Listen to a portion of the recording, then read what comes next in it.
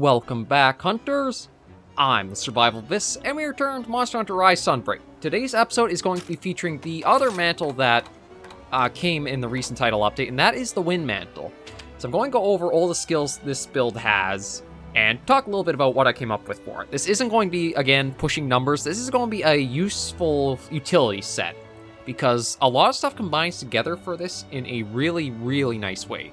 The attack boost 4 you get from the chest and the legs for Kushala Daora, or Risen Kushala Daora stuff, which is very handy, because that will give you plus 5% attack bonus and a plus 7 as well. The Kushala Blessing, level 4, works pretty well with the next skill down the line. The big one you get from this is probably going to be the level 3. Like, if you are building a water or an ice set, the level 2 will be pretty handy, and that can be achieved with just the chest or just the legs. The heat damage, I don't think you really encounter that much in the game to, worry about. But the allows recovery to exceed the red portion of the health gauge works incredibly well with peak performance that gives you the plus 20 while you have full health. And what that means for, allows recovery to exceed the red portion, when you get hit in Monster Hunter, you see you have the green bar of health, and then it goes down, and you have, a little black void a bit, and then some red health. The red health is kind of over time, it'll regenerate until all the red is turned green, but it won't go into the black bar area. With this level 3 or level 3 or higher for the Kushala Blessing, you passively continue healing up that amount. So as long as you're basically alive, you're slowly going to be healing all the time if you have taken damage or an attack. And that means you don't have to use a lot of healing items or manage your health as much with peak performance to always have its effect up. And then we've got some staples like Critical Boost, Weakness Exploit. The set I'm making would probably be doing more damage as a spread up build, but I decided to go for the normal / rapid up just because I don't think a lot of people really use it, and spread and pierces are kind of more the meta stuff. I try to stay away from trying to go for the highest damage possible unless specifically building for it. And with the utility this set will provide with this stuff coming up, I want to stick more to let's just use the normal up style. Then reload 3, recoil down 3. Steadiness 3 I wanted to pick up because of the... Actually, I guess I only need a level 2 for it, because I don't really need the range extension, but this light bowgun I'm using has a pretty high deviation, I think both left and right, so I wanted to negate that with something, and the steadiness is where that comes in. We've got recovery up level 3. I don't know if this actually affects only healing items such as first aid med, potions, etc., or this will actually help as well when it comes to the Kushala Blessing level 3 with the passive healing amount. I don't know for sure, maybe you guys can let me know. We'll keep going. The Wirebug Whisper is going to help very, very much when we come to trying out the Wind Mantle. So, what Wirebug Whisper is it gives a few effects for wirebugs. Level 1, extends duration you can keep a wirebug, which is the ones you find out in the field.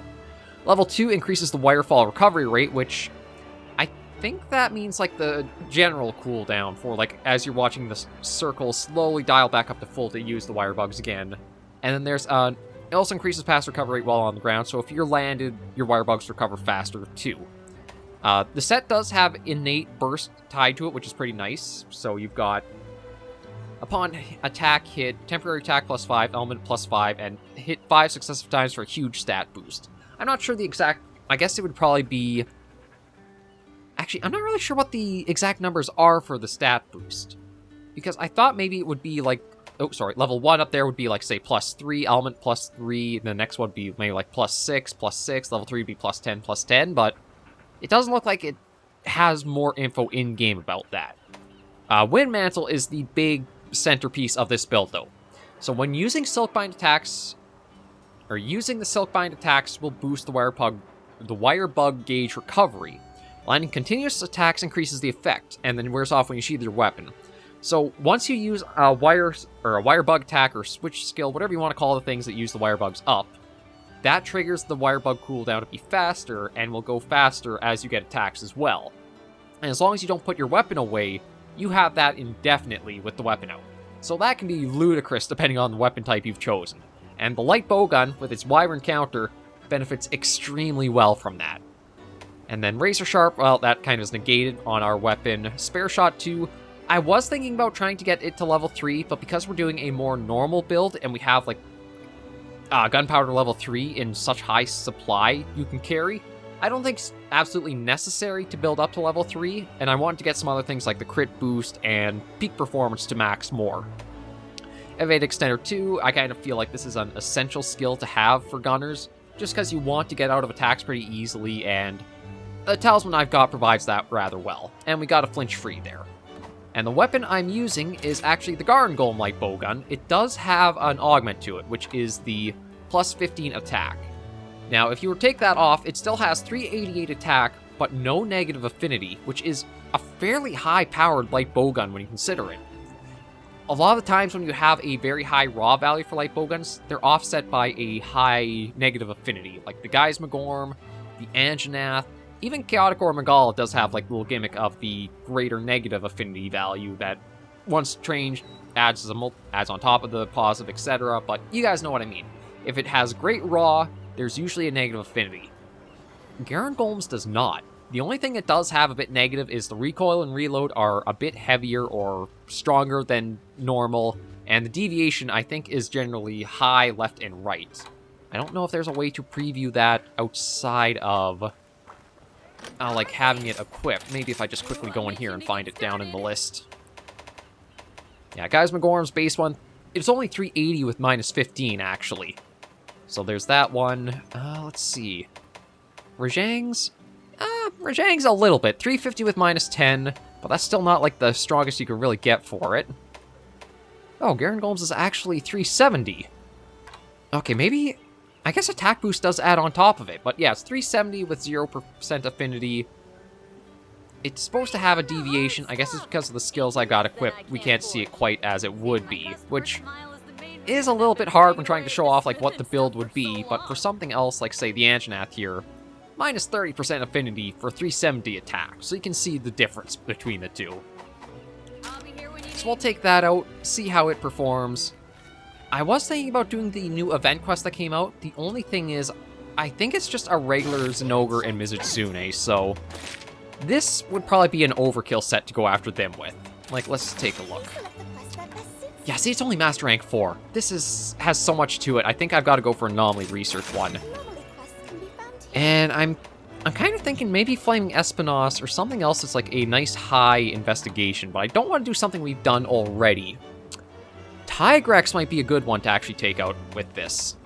No, I'm going to do that. We'll take Kanoa and Minoto, just because the twins are nice to have along. I really have no negatives to say about bringing them. The double hunting horn just is super handy. But yeah, we'll go out after Tigrex. It's a perfect monster to show off just how powerful the Wind Mantle can be with the increased cooldown you get for the wirebugs and that. This is basically your counter for Daze build. I don't know if there's any other skills I could have added to it to improve it further, but it should probably speak for itself once we get into the action and are fighting the Tigrex.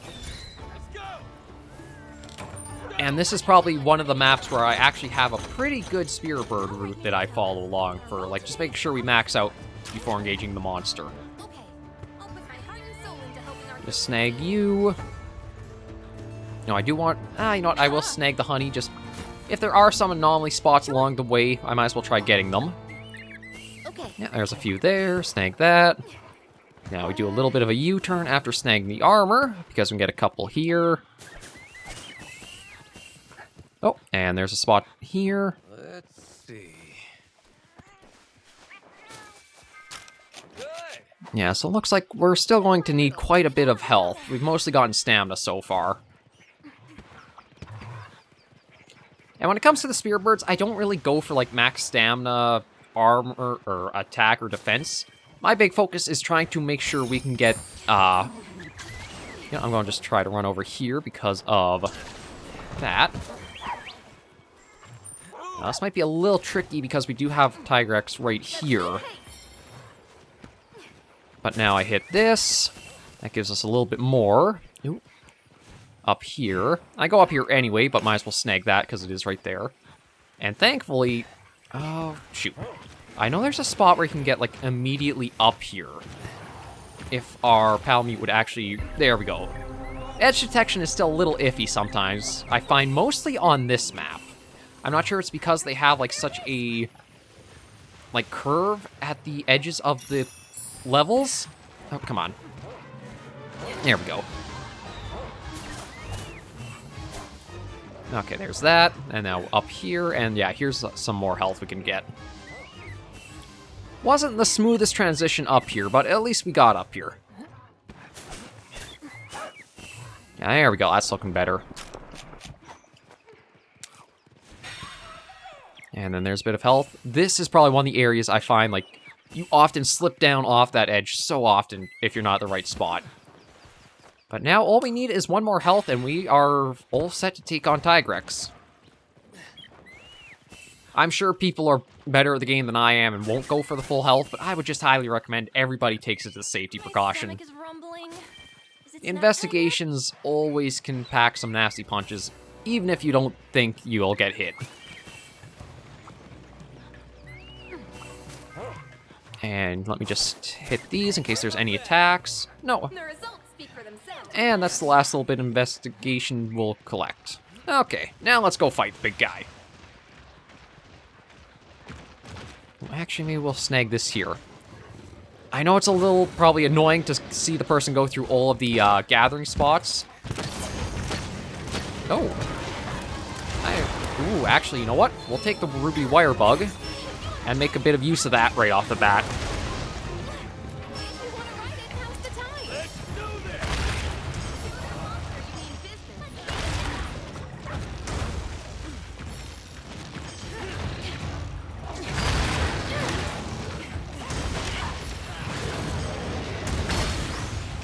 There we go, smack them around against each other, and now we're going to get the big numbers off, thanks to the Ruby one.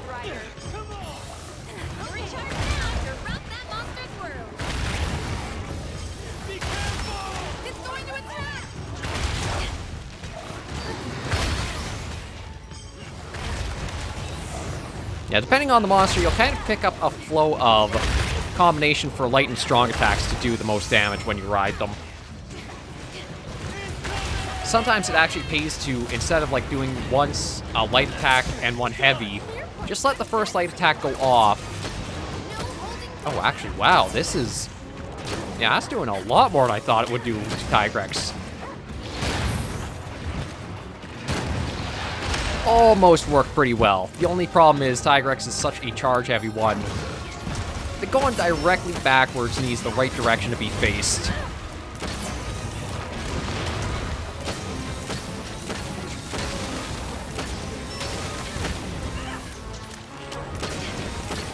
But I think I have to... Yeah, I gotta get a little bit further back.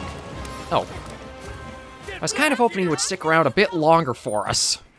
Yeah, let me snag the shinies and we'll keep after him.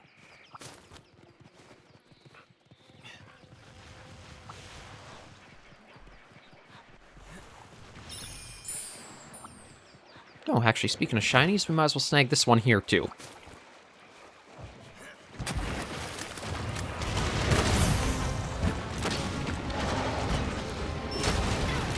But the utility of this is going to come just as your wirebugs regenerate so much faster. Oh, the timing was off on that. One thing I should probably try avoiding that I keep doing a lot is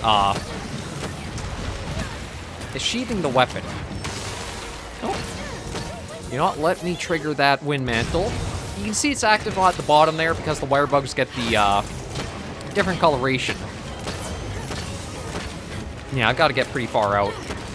I think it actually would be better instead of a steadiness 3. I was just using the level 2. Because sometimes the range is actually a negative to have.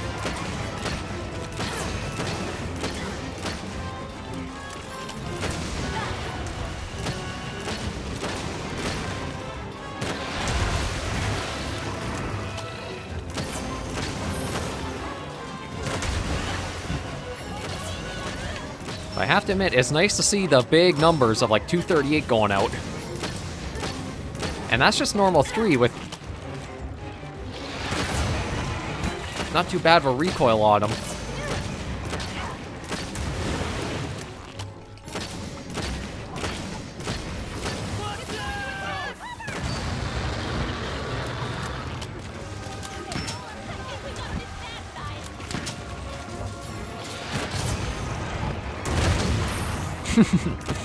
Yeah, you can get pretty stylish, and as much as you might think you're vulnerable, like the wirebugs being out, the fast recharge rate really comes in handy. The only thing I'd probably suggest is when you do, like, if you do get hit, not to use, I think it's like the recovery? Because that sheathes the weapon and kind of resets your cooldown a bit, I believe.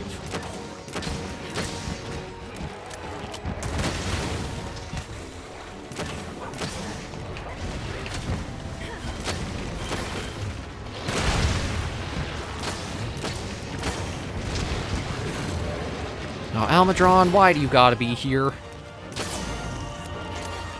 Thank you.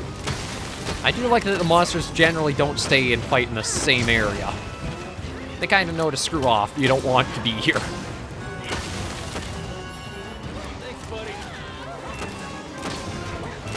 Now, if we want to make this build really stupid, we pick up one of the wirebugs that we can find out in the field.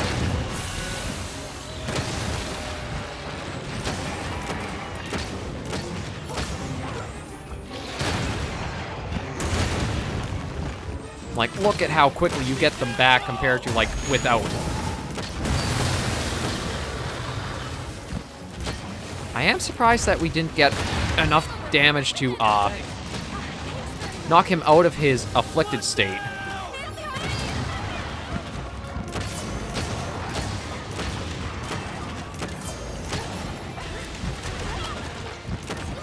Oh, but I kind of want Teostra to get out of here. I'm not even sure if I actually want to wyvern ride him or not. You know what? I don't think I'm going to. I'm just going to take the opening to get some of the extra damage out. Because again, oh, damn it, Teostra. No, I don't care about wyvern riding you. I just want him out of the area so that way I can try to see if we can get any of a bit of a faster cooldown when it comes to, like, the wirebugs still. Because I have had the weapon drawn for quite a while now, and these hits have been going out steadily.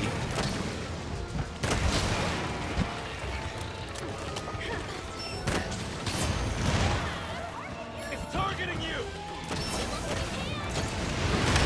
Damn it, Teostra! Just screw off! After it. Oh... Maybe I'll just try to run with the weapon out.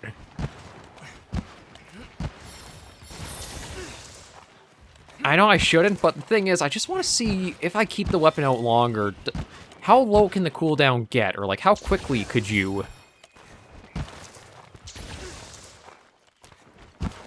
It's definitely very slow moving around without it, although... Actually, the wirebugs even are pretty helpful for traveling with the weapon just drawn.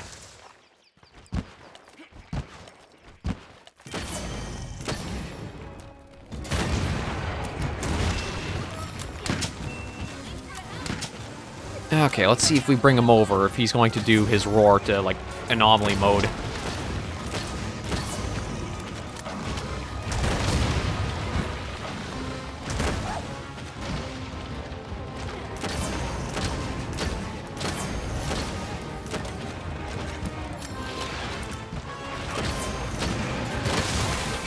Oh, wait, what?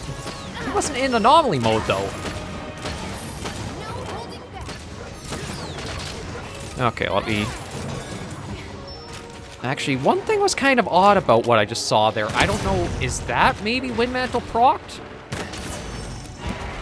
I don't know, it just looked like there was like a wind effect that all of a sudden went around us, and I didn't do anything. It could have been on the hunting horn songs instead, and I just...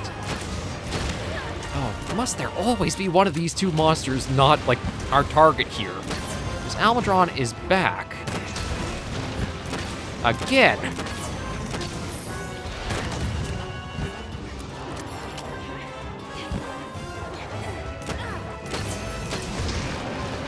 Come on, get angry. I want to see how we do against you with your full capabilities again.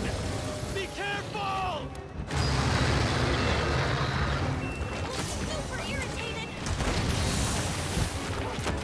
Very kind. Yeah, already a wirebug back. And even if I didn't have the twins, because this set is doing like 200 damage per strike when it comes to the normal 3s, that's still, I think, like 20 health possibly back. I think it's like you get 10% back a health of the damage you deal. It's like if you do 100 attack or 100 damage, you'll heal for 10. I might be mistaken on that. I'm not 100% sure. But I feel like that's kind of the pattern I've noticed.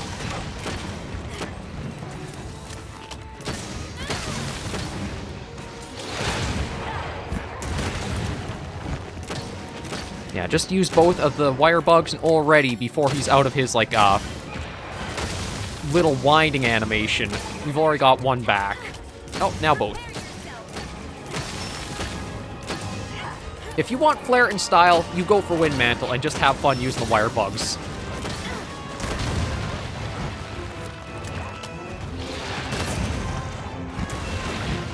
Because you will get mileage out of them for sure. Oh. A little anticlimactic shooting them in the foot. But you gotta admit, you get a lot of potential just to dodge and use the counter on so many attacks. Ooh, let's just snag you while you're here. In fact, both of you were amazing. You've inspired me to work harder. Yeah, so let's just carve up what we can from Tigrex. And that was a pretty successful showing of the Wind Mantle, I think. I'd probably just change this build again to take off the extra range you get from the normal, or from the steadiness 2. Just because it feels like you go to a longer range shot, and it might be a little more awkward to line up where you need for it. Or like for critical firepower to get off. But overall, it will probably keep you pretty safe, and if you do like the flair that you can get from the wirebug attacks, you're going to really love Wind Mantle. Another thing I should comment too is, peak performance isn't inset into any of the parts for the armor, but you do use a Kushala Rise gem to make a decoration for it. And I'll actually show that off once we just get back here. Nothing really special or rare there. Yeah, unlocked quite a few investigations just from that hunt alone.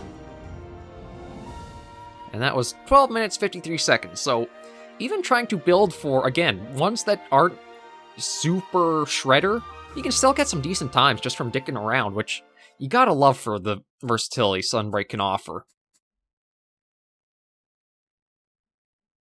It feels so much more open-ended than how World and Iceborne were, where there's like a specific way you'd really want to go. But let's see. Yeah, if we go to decorations, it is the Flawless Jewel Plus uses a Deora Rise gem for it, and that'll give you 2 slots of it, so I would probably recommend picking that up if you want to... okay, Iron Shell is Kushala's, wasn't sure there, but... yeah, if you want to make the most out of the Kushala armor, I would say trying to build with Flawless in there is a very good idea. For now, though, we are probably good to end this episode right here. I don't actually know what other builds I could try making or using. I've kind of showed off most of the big skills I can really think of that like have impact or difference in hunts. The Power Mantle, the Wind Mantle, talked about auto reload, trying to use Brutal for a build. If you guys have any suggestions or ideas, be sure to let me know in the comments down below. And hopefully we can keep this going a little bit longer. We're still going to be a while before Title Update 4, I think, so I might have to figure out what I'll do to keep us going. But for now, thank you all very much for joining me on this episode of Monster Hunter Rise Sunbreak. If you did like the video, be sure to give it a like, and if you have any comments, tips, or tricks, be sure in the comments right down below. And until I do see you in the next video, Hunters and Survivors, please remember, as always, to take care, stay alive, and happy hunting.